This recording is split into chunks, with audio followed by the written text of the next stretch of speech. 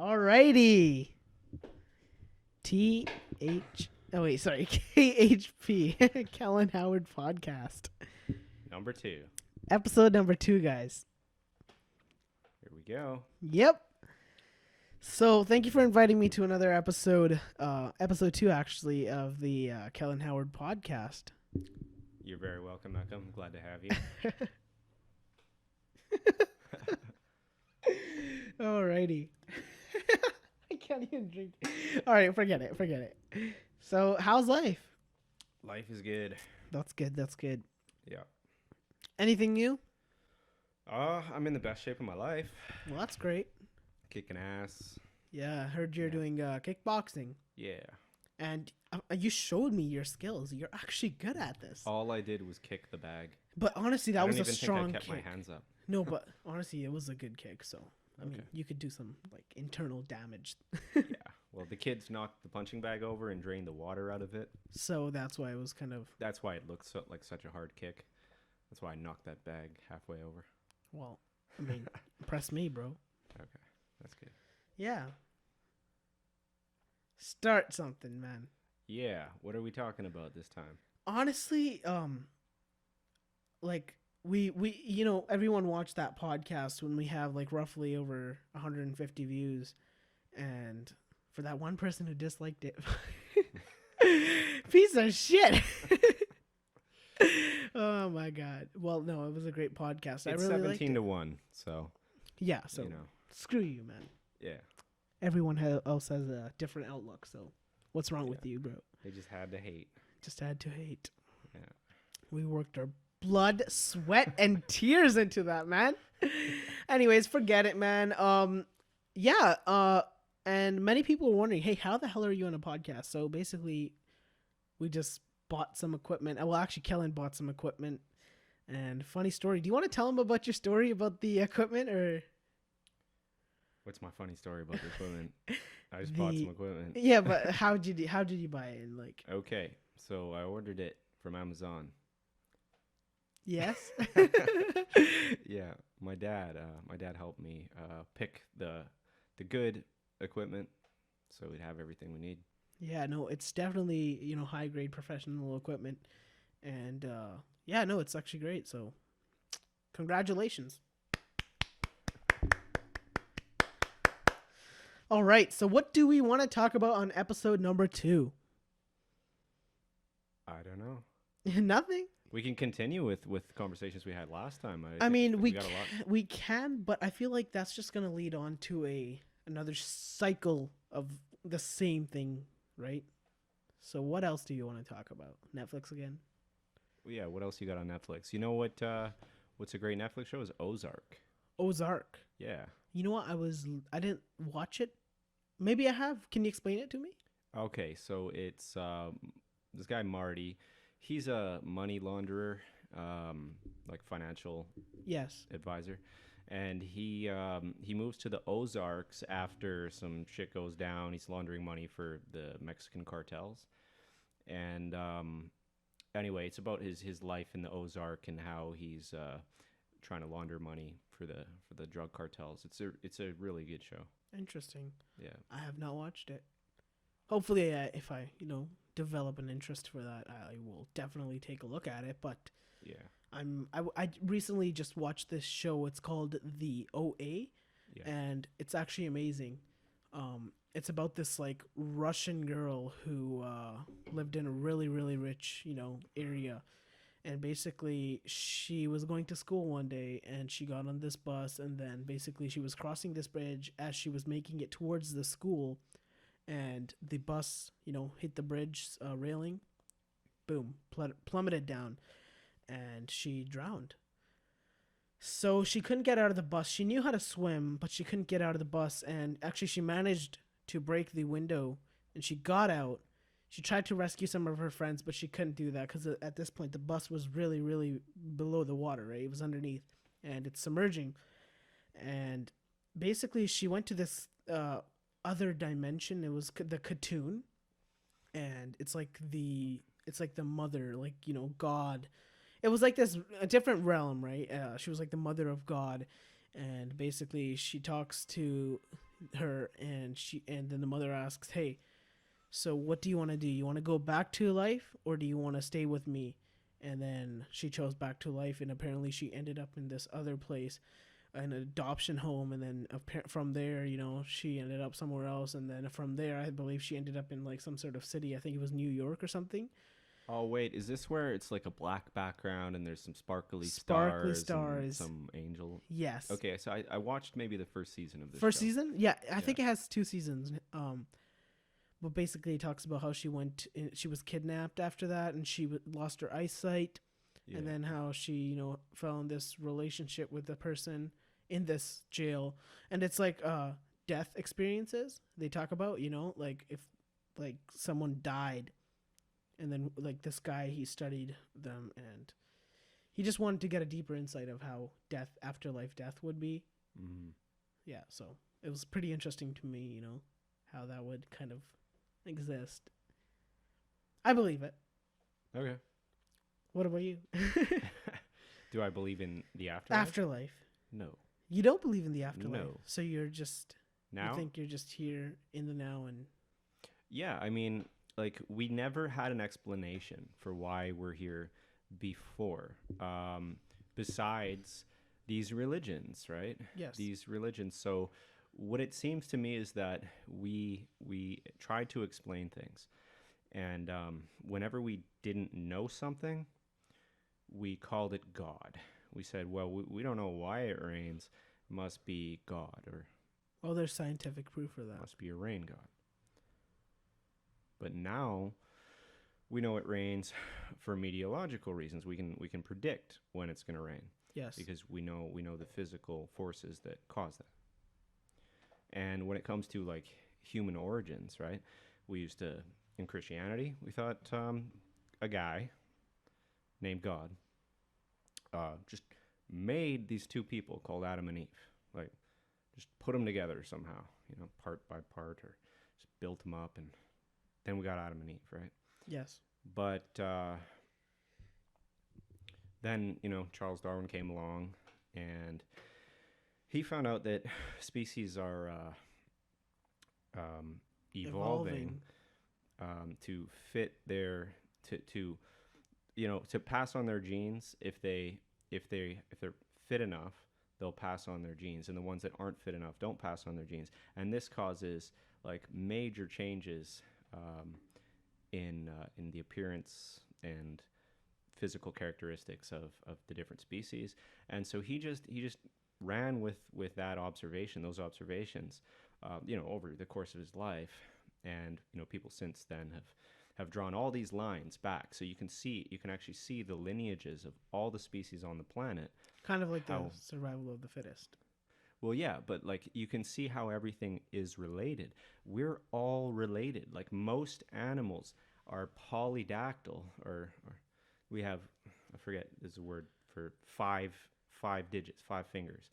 They've all got that. Bats have that, like we've all got that. So basically, and you can trace all the lineages of the different species back. So we all came from the same thing, right? And I think it's supposed by biologists that it all started with one. It's not that life arose in different places. It does seem that it's all from the same lineage. There's a tree of life on Earth, right? That's very interesting. And it didn't happen because a guy made it. It happened for purely physical reasons. That's a very deep idea, but like I can see where you're coming from, like Yeah. the evolution and how things evolved and adapted, kind of like the survival of the fittest, what animals can survive certain environments. Yeah. So yeah. Yeah. Cool. And you've got competition for for resources, for food.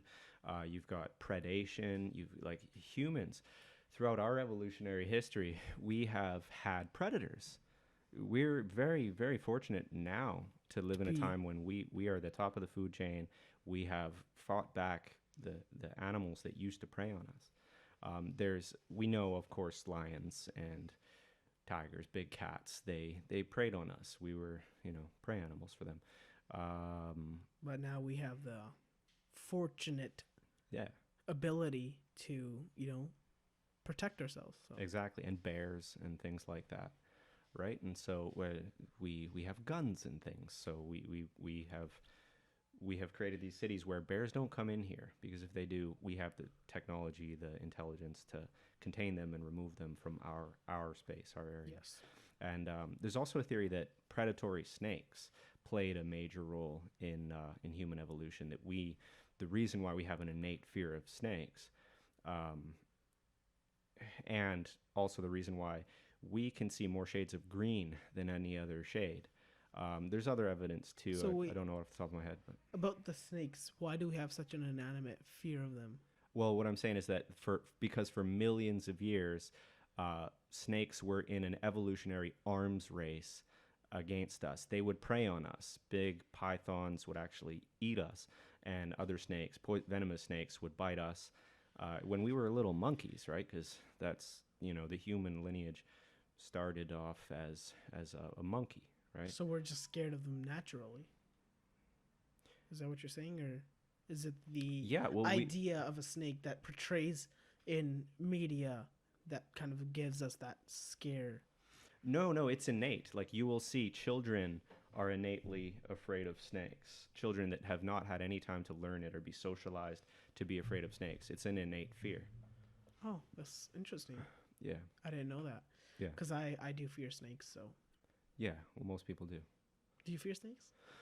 I worked really hard to overcome a lot of different types of fear, and fear of snakes was one of them. So you don't fear that? No, no. And I actually liked to catch snakes when I was a kid. I guess I was told that they're harmless. They're the ones that we have around here called garter snakes. Oh yes, And I've seen some. I would chase them down and pick them up and show them to people.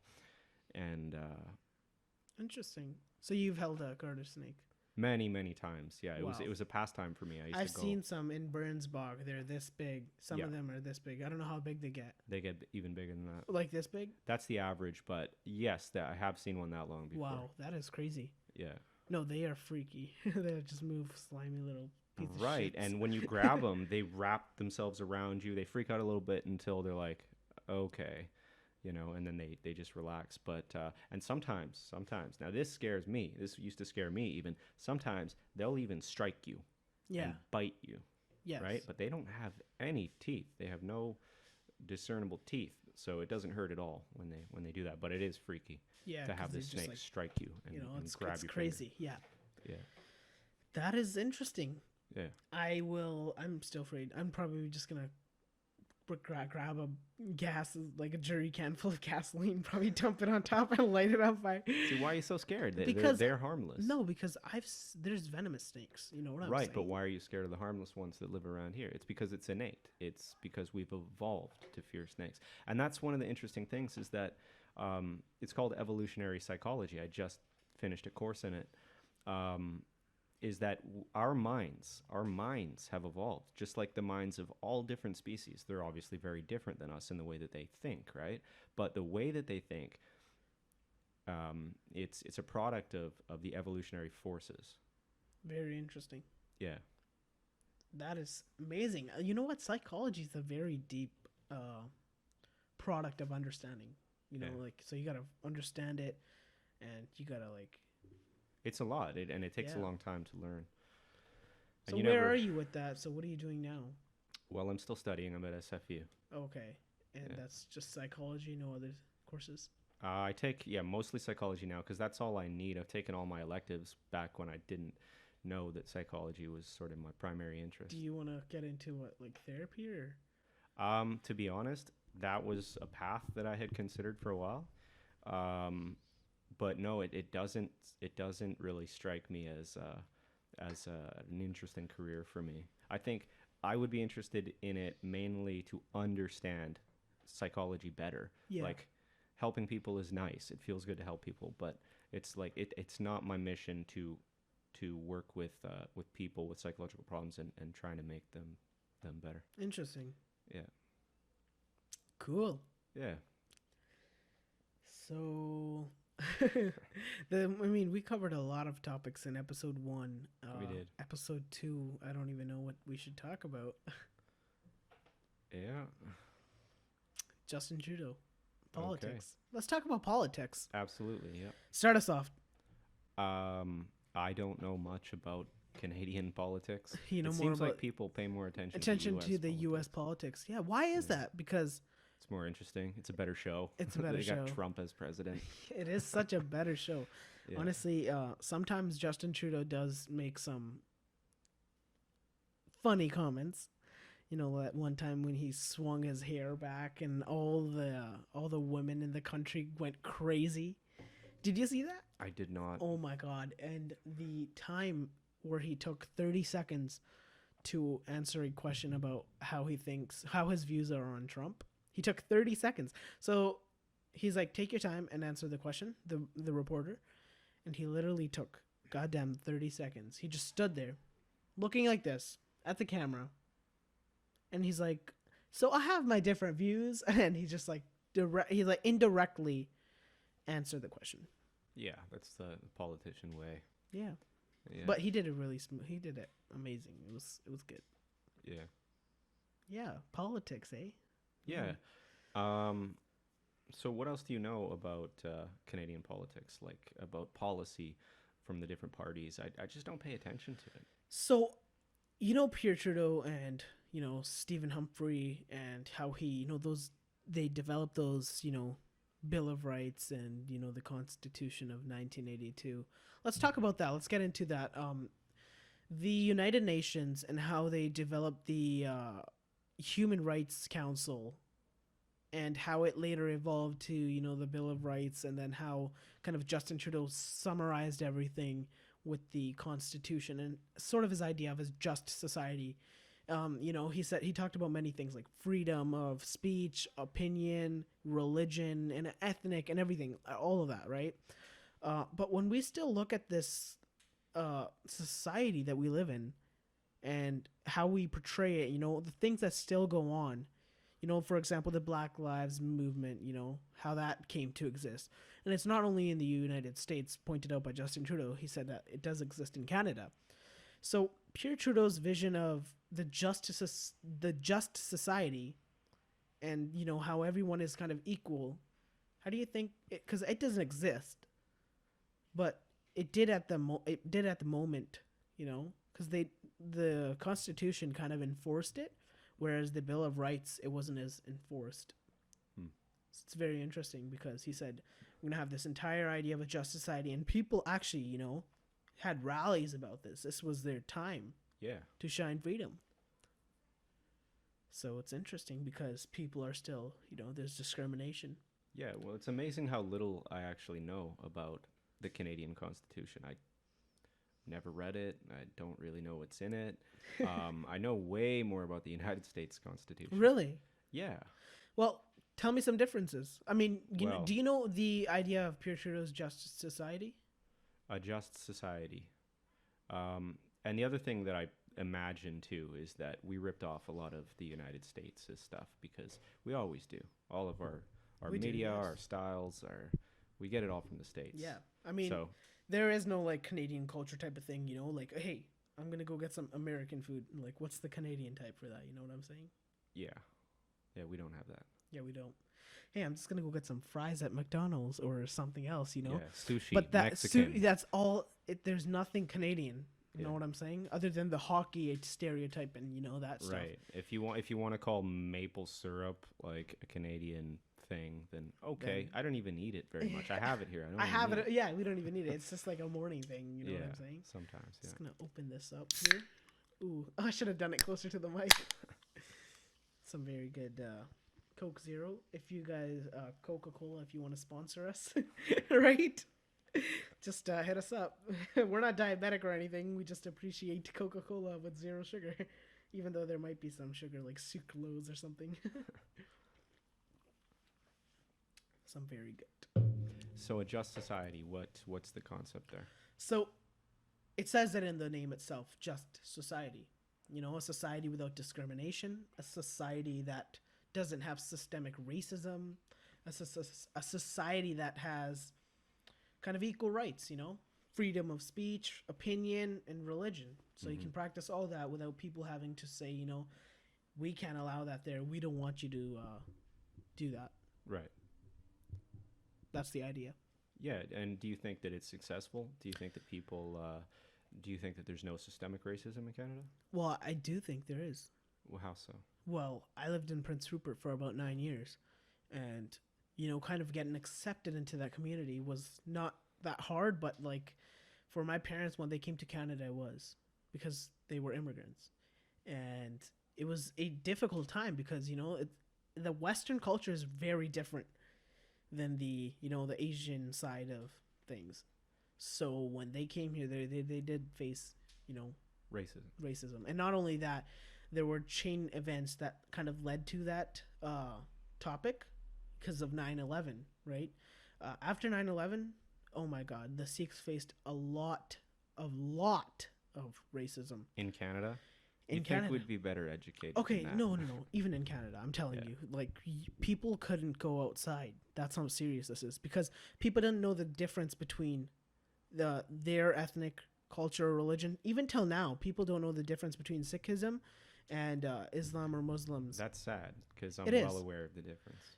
But there, people don't know because you can go to England and most people there are not as educated.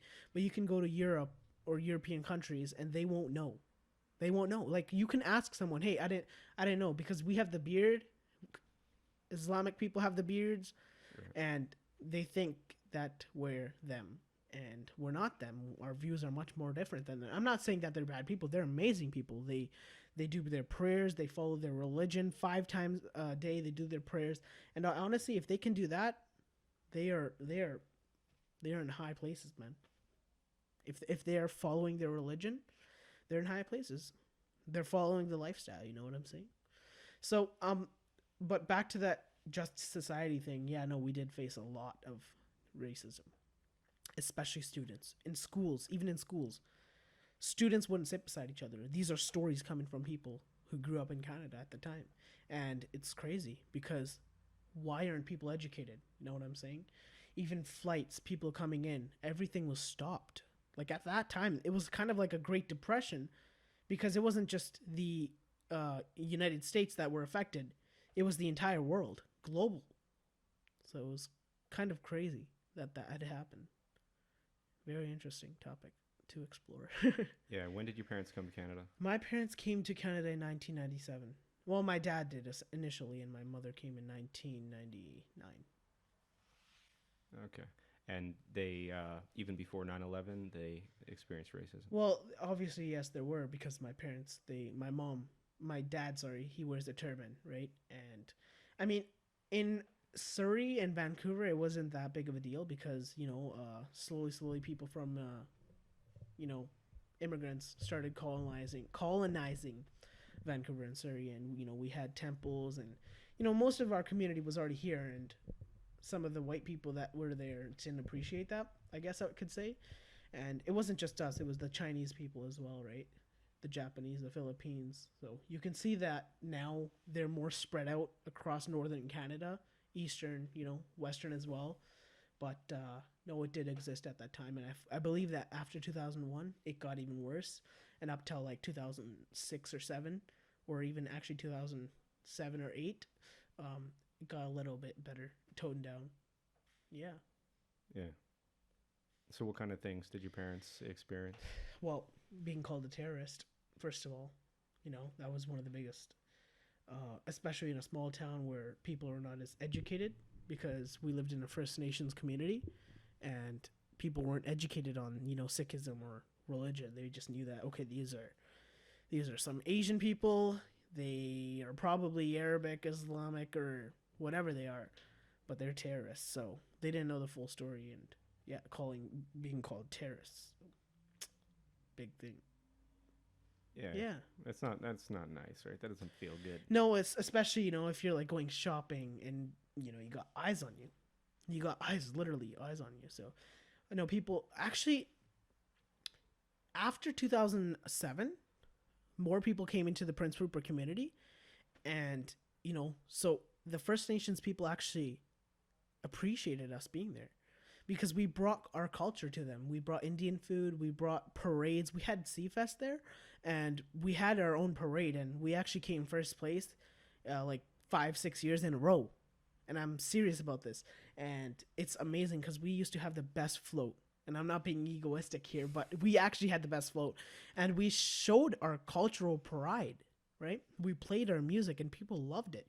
We gave our food because at the gurdwaras we gave our food. We gave food to them, and they loved it. So that we kind of got like culturally accepted into their community, and we accepted them obviously because they're First Nations, were on their land, right?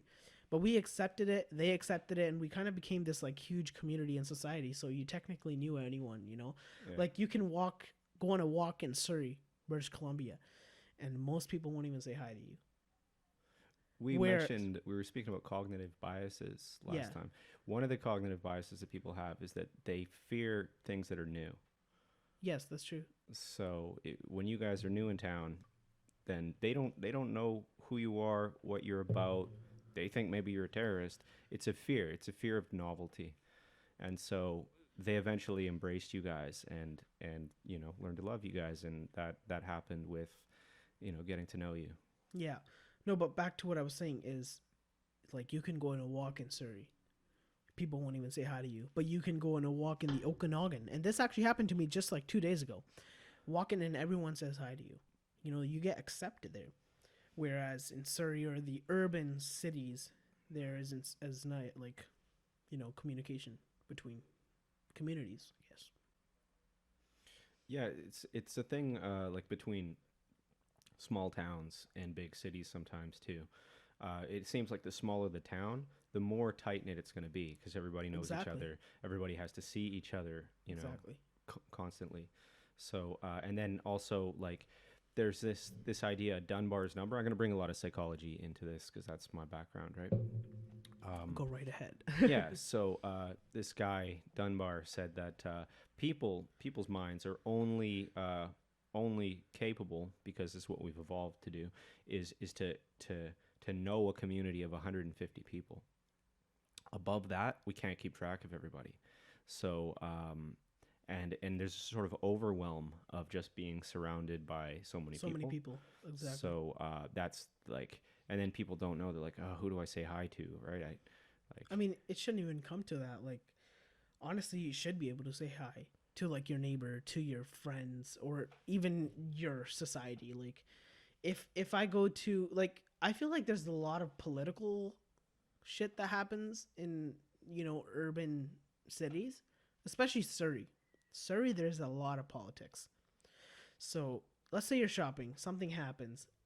I guarantee you that that person will go home and talk to it about their family, and then make some sort of whimsical like story about what happened, and it wasn't that true, and then things just go rough from there. Basically, it just distorts the image with political views. Technically, that's how it's kind of interpreted. I don't know if you think of that, but like it happens in Surrey, especially Surrey. so they distort the view of like an event that happened to them in the day. Yes, to a more negative concept type of thing. It's a lot of politics. Do you want to elaborate on that a little bit? Well, I mean, like let's say like something happened, like not it's not just like grocery stores, like it's a lot of things.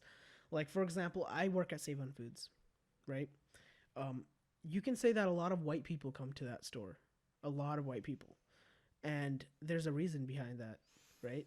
And if you go to Walmart, there's a lot of brown people, Indian people, Asian people.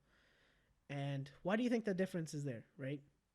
I actually, one of the customers actually came up to me, and she was a Asian lady, and she worked at Save on Foods, but she worked on the Save on Foods of King George. And she's like, you know what? The brown people don't appreciate their own ethnic culture and group. And I'm like, oh, why do you think that is? Because I know what she's talking about. I come from a different area. I come from the northern side of Canada. I can relate to, I can resonate with her, right? And she's like, hey, brown people don't appreciate other brown people. And I'm like, oh, why do you think that is? Well, I was in the meat department trying to get meat, and they just disregarded me because they don't think I'm educated, and they think that okay, she can wait couple minutes. And she said I waited there for 20 minutes when it was a 2-minute job. And she knew it was a 2-minute job because she works at Save on Foods. And it's interesting to me, because like I understand how she feels that way, but it's also interesting to me because it's all political. Like our people don't really give a damn for the other people. They just think that we're uneducated, and especially this newer generation. Whereas the old generation, they did care, and then I feel like it's the same for white people, in a different sense. But whereas like Save on Foods, more white people come there because they appreciate local grown foods, whereas in Walmart it's a lot of brown people and there's not as good customer service because a lot of brown people run the store. In a way. When I think of people who shop at Walmart versus Save on Foods or Safeway, and then there's that Shallow Fresh store. Yeah. I hate that store. I think of it as mainly economic. What do you mean by economic? Well, you pay for a higher quality shopping experience, right? I definitely disagree with that. Okay. And I'll tell you why. Sorry I interrupted, but it's not that. Is your camera rolling? Sorry. I think so. Okay, perfect. I disagree with that because the shopping quality, yeah, it's recording. The shopping quality, yeah, it is better. Save on Foods has local things, right? It's a local store. It's putting money in our own community, whereas Walmart's the Are U.S. you sure? We got a massive international section. Well, we do, but I'm just saying we have a lot of local things. Okay, and Walmart doesn't. It's a United States based. Well, company. that's where it is. So Save on Foods is a Canadian brand. Yeah. And the United States Walmart is owned by the United States. It's a company based in the United States. Save on Foods Walmart doesn't is exist. very cheap. Walmart is half the price of Save on Foods. It is, but you're not getting local things. Like you can get cherries from Walmart, and they will be from the United States. You think most people care about where it comes from? Well, that's what I'm saying. Well, you don't, right? But a lot of white people do. I care about the quality and I care about the price. Yeah.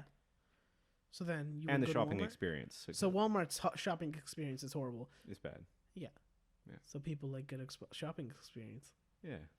And Save on Foods has that. Like, I'm not joking. Save on Foods has that good shopping experience. And when you go downtown, there's a whole higher level of quality that you don't even get in our town. Like, you get Whole Foods. Whole Foods is like... Wholesale club? No. Is that what you're talking about? Or no, Whole Foods. It's a grocery store for rich people. You walk in there, you feel like a king. Everything is cheese is stacked in perfect wedges into a pyramid. It's like the whole store is crazy. Really? Crazy beautiful. Yeah.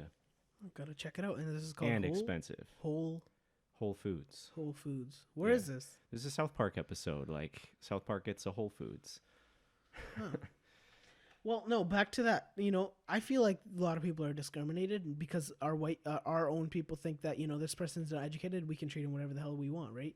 Whereas, if it was me going to the till, I would be respected because they know I'm educated. So it's kind of like this class system that exists. Yeah, well, there's classism, I guess, amongst you guys, and we got classism amongst us, too. Definitely. Yeah. You'll be treated differently depending on the way that you dress and the way that you speak. Exactly.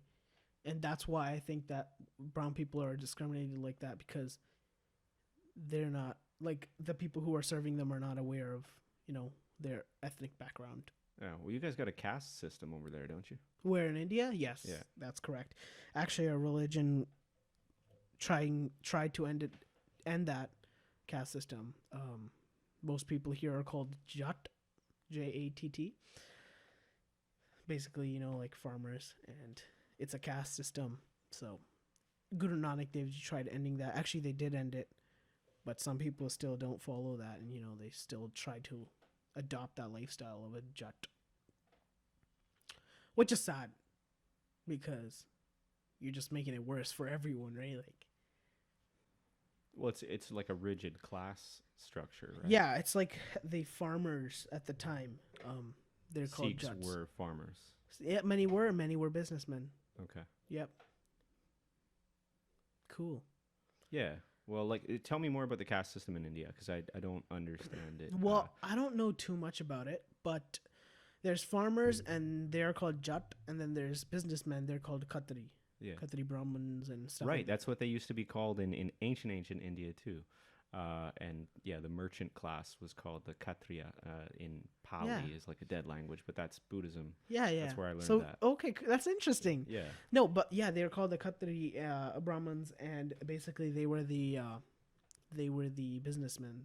So they got the stuff from the farmers, which harvested the things and then produced them, gave them to the businessmen. The businessmen would take them in the urban cities, and then they would sell them. So there was kind of this class system. Who were the richest? There's more than that too. There Though, is right? more Like, than what that. are the other castes? I mean, I don't know the other castes. Okay. There are Well, castes, but in ancient India, they had a warrior caste, which was also the you kings. just reminded me. The kings were the You warriors. just reminded me. Yeah.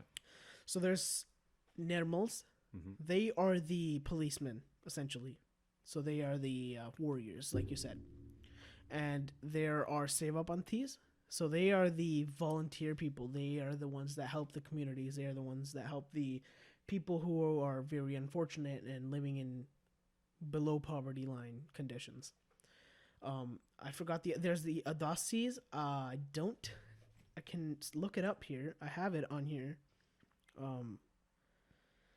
Sorry, I have it on here. I actually wrote this all down. Okay, so there's. Oh, sorry, it wasn't the Nirmal. It was the Nihangs. So the Nihangs were the warriors, and the Nirmal was a gender in the holy books and the holy texts. I don't know what the Udasis are, but they're. I think these are the people who study the religion. Yeah. Weren't Brahmins the highest? Considered the highest caste? Yes, they were. They were considered the highest, and The then priestly caste, right? Yes, if the if you're Brahmins. born into them, you're like a son of God automatically. well, technically that's what it was. Yeah. And then there's the Sagittarius. So these are the peacekeepers. Yeah. Yeah. Okay. So basically, these were the runners of society. Is it a hierarchy? Like, is one above the other in a strict Yes. order? Yes. No, I wouldn't say it's too strict, but it is strict in some sort of sense. Yeah. The warriors weren't as high as the Brahmins and the kings, the Raja. We call them the Rajas, Yeah. Rajas, and they were the kings. So Maharajas, they are the kings. But it's interesting to me because there's a caste system, and it's just interesting. Yeah. Yeah. We don't have that, but we have classism. Like, we have people who are wealthier, people who live in wealthier neighborhoods and everything. They definitely discriminate against people who come from poorer neighborhoods Exactly. and working class people. Yeah, no, even now, if you come, like, people ask you, hey, what area are you from India? And then right away, within the first 7 seconds, Huh. they have an opinion on you. Yeah, Because they ask they're that like- just to determine your status. Just to determine your status. So if you Yeah. say, like, holy shit, you're from Punjab, where are you from Punjab? Holy shit! How many acres of land do you have? Yeah, And then boom, that's their interpretation on you. They know that you're a high class member. They know you have a big ass house. They know that you're one of the big people. yeah, So we gotta respect this dude. yeah, gotta and even from the name sometimes too. right? Yep. The last name Last name. tells a lot. Hmm. So that's why my last name is Singh. Singh was started by Shri Guru Gobind Singh Ji, our 10th Guru. And that was the caste that they started. They started this one caste. So if you meet anyone and they have the last name Singh, and it means a lion actually, for the girls it's called Kaur, Kaur, Kaur, and that means princess. Huh. So there's two last names, and that's all there is. Period. You ever heard of Singha beer? Singh, no. Singha beer. It's got a lion on it. It's from Thailand, and Hinduism was in Thailand before Buddhism took over, and so the word Singh, meaning lion, makes sense. It's Sanskrit. Yeah. So yeah, it does come from behind that origin. It does have an origin. So it's Right. way before the time of when our gurus were there. But that's what our last name is. I see. If you meet anyone who has, like, let's say my name, Ekamprit Singh Gill, it's not my actual real last name, but I'm just making it up. That means that the Gill caste is somewhere in India, somewhere probably north of India. and they have that area to themselves, and they kind of rule it. But if they state their last name, then they're technically still within the caste system, I would say. But if you just use your first name and your last name, Singh, Singh, then you're not in a caste system. You're only following one god. Yeah. So that's kind of the caste system. I'm not too familiar with it, but that's some of it. Yeah. Yeah. So, I wanted to talk to you about something. Pinocchio. What about it? Okay, so I have a question here. Yeah. And... I happen to be an expert on Pinocchio, so. Oh, really? Yeah. What do you know about him? I know that the myth is an archetypal psychological story, and that's why this weird story about this puppet that becomes a human is so compelling to everyone. It's a ridiculous story. His dad ends up in a whale in the ocean, and he has to go rescue him. Okay. Yeah. Interesting. That's actually interesting. Yeah. So it has a huge psychological It has story. deep psychological meaning. Interesting. Yeah. So the fact is that Pinocchio's nose grows when he lies, correct? Yes. Okay. So if Pinocchio says, my nose grows now, then what's the truth? Because technically he's not lying. Well, technically he's lying, which means that the truth is his nose won't grow. Because he says, my nose grows now, which means he's lying, correct? But the truth is the nose won't grow because he's saying that my nose grows now. Right. I think his nose would explode. And if the nose does not grow, then that means he lied. Mm-hmm. So I'm going to play the audio of where I got this from, and you tell me how it is, okay? Yeah. Alrighty. So you let me know, okay? I want everyone to hear this as well. Pinocchio's nose grows when he lies. What happens if he says, my nose grows now? If he's telling the truth, his nose won't grow because his nose only grows when he lies. So it does not grow if he tells the truth. If his nose does not grow now, then he lied. But if he lied, then it would grow. So Pinocchio's nose only grows if it does not grow? That's the Pinocchio paradox. Go tell someone else because you wanna.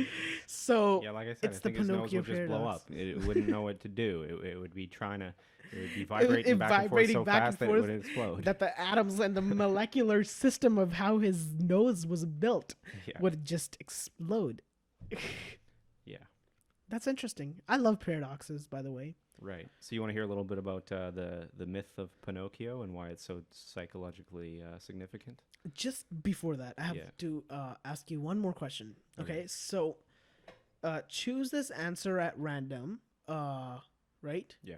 What's the chance that you will be correct? What's the chance that you will get the correct answer? So I'm going to list 4 options. Option A is 25%. Option B is 0%. Option C is 50%. And option D is 25%. So anyone who's watching right now, please post in the comments and we'll definitely get back to you. Why'd you have to make it so complicated? Why couldn't you just have like a linear A is 0, B is 25? That's what I said. Okay, do it again. What is it? Okay, so choose the answer at random. Yeah. But what is the chance that the answer will be correct? Option A is 25%. B is 0%. See, A is 25 and B is 0. Yeah. C? C is 50%. C is 50. And then D is 25% again. And D is 25% again. Yes. So that's not linear. That's all over the place. No, it's 4 options. The question is, choose an answer at random. Yeah. What is the chance that you will get the correct answer out of the 4? And there's 4 options.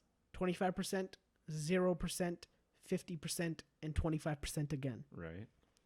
So what is the chance that you will pick the correct answer out of that? Pick the correct answer. Yes. What's the correct answer? I can't tell you. You got to figure it out. Well, if the correct answer is 25%, then you have a 50% chance. And if the answer is either 0 or 50%, then you have a 25% chance. Exactly. Yeah. You got it correct. Ding, ding, ding. It's a paradox. I just studied probability. So Hey, you know what? You're the first person I actually have talked to who has actually gotten that correct. Who's actually thinked it over. Funny thing, I asked my manager at Save Foods, and he's known for his smart, crazy brain, for mathematical things, and he could not who's get it. that? I don't want to disclose it on here, but Okay, tell me later. starts with an A. The manager's Okay, name. Okay, got it. you got it. Okay, last name ending with an N. You got it right. Yeah. Yeah. So he couldn't figure it out, but hey, I'm glad you thought of it, because if it can't be 25% because there's two 25s, which makes it 50%, and it says choose an answer at random. So if you chose 0 and 50, it would just take you back to 25% because it has that same probability. And yeah, paradox. Interesting. I like how you thought that through. Yeah. Cool. So let's get back to the Pinocchio thing. Right, Pinocchio. Yeah, it's just a story. It's a story about experience that everybody has to go through when you come from adolescence out into the world. So, Pinocchio, he's not a real human yet, right? Anyway, fuck it.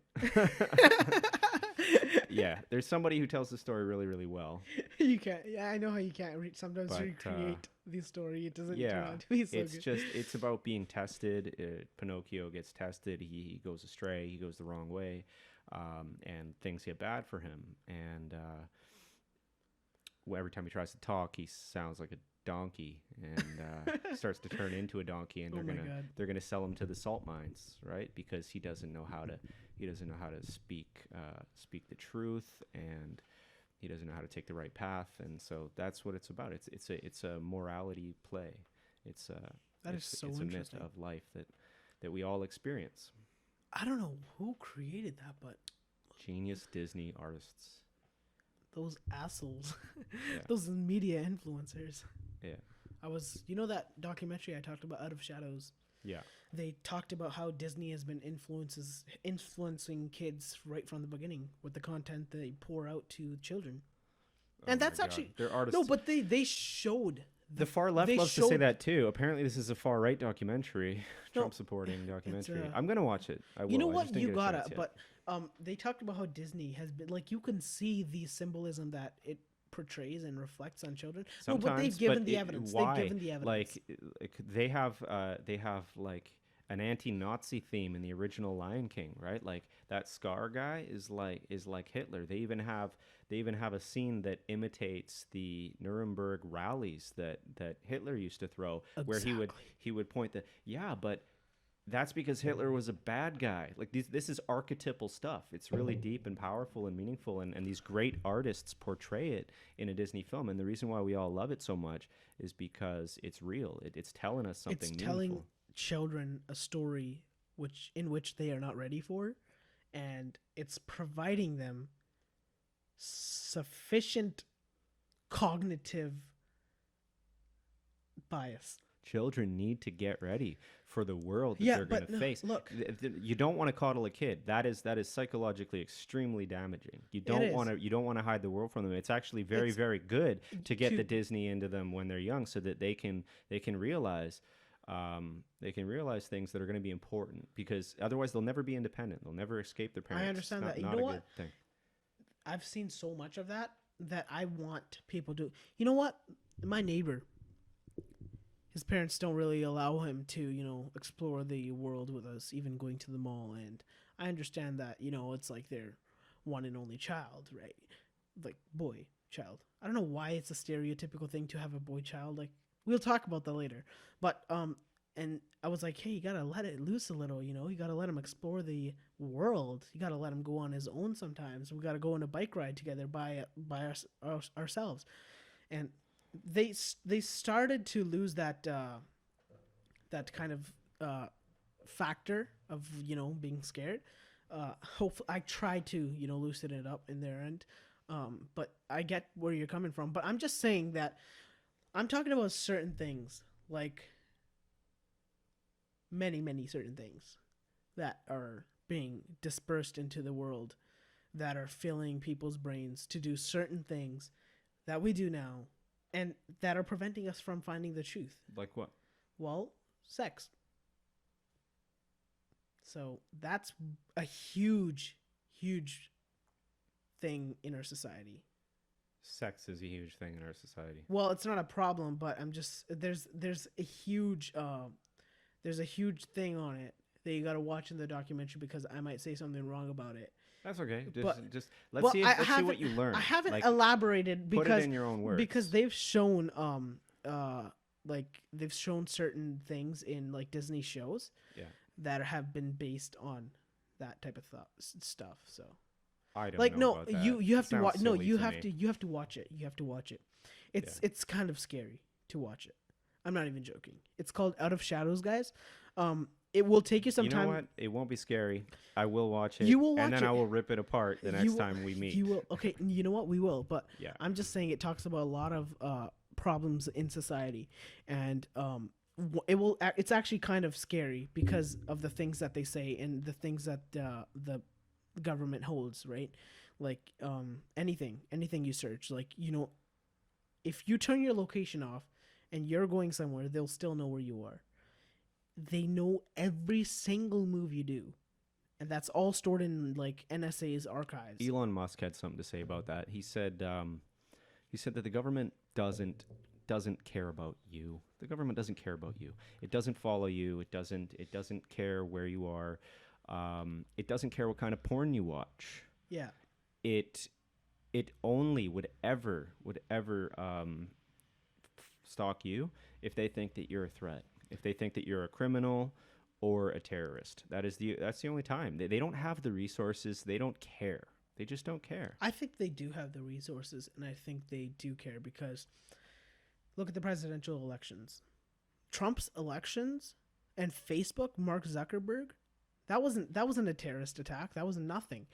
That was just simple elections, and they targeted people. They targeted the things that they watch. They targeted that specific data, all those third-party cookies, everything. They targeted that. They knew what people watched, and they targeted the red states. They targeted them with specific commercials. So why is that scary? That's advertising. That's the way it works advertising. in the But modern world. listen, they advertised and they manipulated and persuaded people's minds to like They've Trump. always done that. That's They what have. commercials are. That they have, but to see the power in what actually Facebook hired this company to do it, and that company actually had to shut down because they got sued. I don't know by who, but they got sued. Yeah. Facebook also tried to got sued. So there's always backlash against. There is against backlash, but attempts to manipulate people. There was data that was being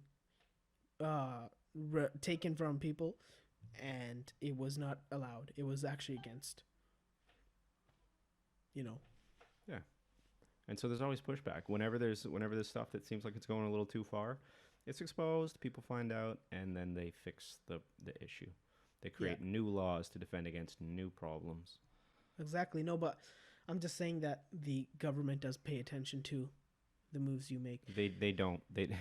Because they track the websites that you like, and it's the government. Maybe it's people who want to advertise to you. It's if you're going to be easily persuaded. It's convincing your mind to do and buy certain things. It's convincing you. Yeah, so but that's been the world that we've lived in. That's what I'm saying. Ever since the dawn of advertising and media and influence, we've been influenced. It's convinced us. So that's what I'm saying. How can children figure out the truth? I'm not worried about the kids. I'm not. I think that the internet is a very powerful tool, and it has the power to give people the ability to do the research. Yeah. But there is obviously some sort of bias in that. Well, people are biased. People are biased naturally, but I think that and that's why it's good to spread a message of developing critical thinking tools and skills, so that people can know. But if you think about it, right from when the child is born, he's taught that A is A, B is B, a banana is a banana, and that's how it looks like. So what is there to say that in 1,000, like 100 or 200 or 500 years from now, they're told that cognitive bias is the way life is. You know what I'm saying? Or a straight out lie is life's like. Well, you know what? way. Because of science, thank God, because of science, the basis of science is this like determining, what's true, what's real, through evidence, right? So it's scientific reasoning is exactly what it is, right? And that is what fortunately has a complete stranglehold on Dropped his phone. on our society, No, but which is a like, good thing. It's a powerful thing, and it's what we're taught in schools. Yeah. Fortunately, we can't lose science, because science gives us the ability to think critically. It's definitely,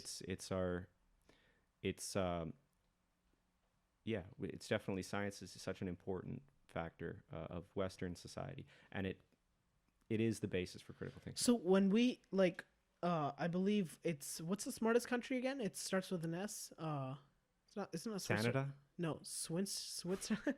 Switzerland. Why is no. it the smartest country? Or I don't know which one it is, but if you look at our education system, Yeah. it's like 20 years behind, dude. Is it? It is, or not 20, but probably like 14 or 10, but not 20, and it's very behind. I believe it's Finland that has the smartest education system, and they're on top of that. Like, if we look at our education system, it's so below I don't other know. countries. We're pretty smart. No, we're not. We're high up. Canada is. Canada is not, because if you look at China, Yeah. and if you look at India has one of the smartest people there. You know what? These are high population places. They're more competitive. That's what it is. Yes, they're but more. what about Finland? It's not as populated. They have bigger classes. They need to really excel in order to. And yeah, I don't know about the education. If you look at system. our education system is procrastinating. Yeah. And the reason behind that is because we haven't even taken a proper look at what we're teaching our children here.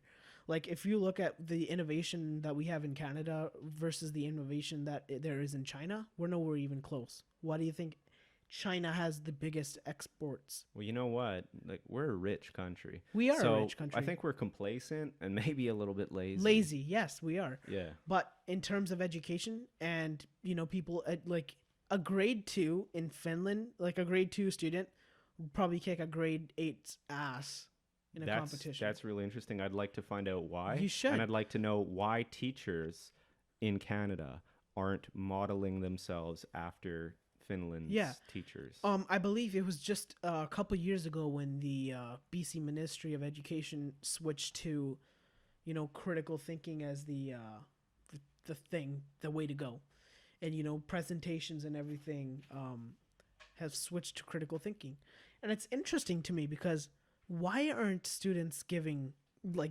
hard topics to research, and it's just like you're just doing reading and then you're putting it on paper. Like, what the hell is the point of that? Like, you want to actually start feeding your brain some information, grow it, develop it, whereas Canada is not offering that education system. Like, we are actually, like, our grade 12 studies and grade 10 studies, a grade 2 student in Finland would whoop our ass, I'm telling you. And in China and India, don't even talk about India and China, because I know India for a fact their education system is on top of that, because they need their education system to get a job.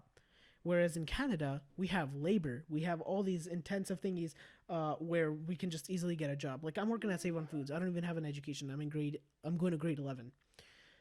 That's not going to be possible in India. In India, you have to have a degree, you have to study, and you have to pass certain tests to even get your diploma. And in China, I think it's even more strict. And in Finland, it's like you don't even have time to breathe. That's how the children are, and that's why their country is so developed and so modern, and they have all these innovations. Like, you can see that. We can see it in today's days. That's really interesting. It I'm going is. to look into that. Yeah, you should definitely. Yeah. Yeah, Finland. Yeah. So I think we're at the end of the hour. Yes, we are. 1 hour and 1 minute, I believe. Nice. All right. So let's wrap it up. Wrap it up, man. Episode 3 coming soon. Maybe we can research this and then go into it. Sure. Well, you know what? I'm gonna watch that film. I'm gonna watch Out You of should Shadows. watch Out of Shadows. People who want to search Out of Shadows out, it's gonna take some time. It has about 16 or 17 million views. Don't read the comments. Go in with an open mind. You know what I'm saying? Because I don't know what it is. YouTube A doesn't. critical open mind. Yes, a critical open mind. YouTube doesn't want to show it for some reason, which is interesting to me. Because why wouldn't YouTube? What is Because YouTube if got something is purveying false information, which is going to turn people against their government, that's actually a crime. It's a crime to be But against what your if that government. government is? What if that It's government? a sign of mental illness. Well, honestly, you should just look at it. I'm gonna watch the thing, and we're gonna talk about it more. We I'm are. being provocative saying that too. It's okay to actually disagree with your government and whatnot, but I'm gonna see what the film says. Exactly. And I'm gonna look into it and determine Yeah. if it's accurate or not. Yeah, no, and the education thing I was saying is, it's not only in just Canada itself. You can see it between the provinces. Alberta people are known for their hard work and, not traveling as much. British Columbians are known for their kind of laziness and sitting around and, relying on the government, but, also hardworking, but, just a chill environment. Whereas Quebecers, they are the angry people. They got their work done. They do stuff. They take the proper measures that are needed. And, Ontario, they are really hard workers. It's a huge difference and influx we can see. But the education system needs improving. I'm just saying. Like, students, there's no time for drugs in Finland. There's no, even for Chinese students. They have to work. It's their life's dependency to study hard in school. And if they don't do that, they fail. Can't even become a janitor these days without a degree, which is kind of interesting, right? Imagine in 20 years. So yeah, it's a deep topic to talk about. I'll Thumbnail. Smile at your camera. yeah. Oh yeah, thanks for coming, and podcast Thank you episode for 2. having me. All right, just use that, cut it up, and Cut it up. yeah. Thank you for having me, Kellan. It's been my pleasure, and your equipment is awesome. So yeah, thank you. Have a good night. Yeah, you too.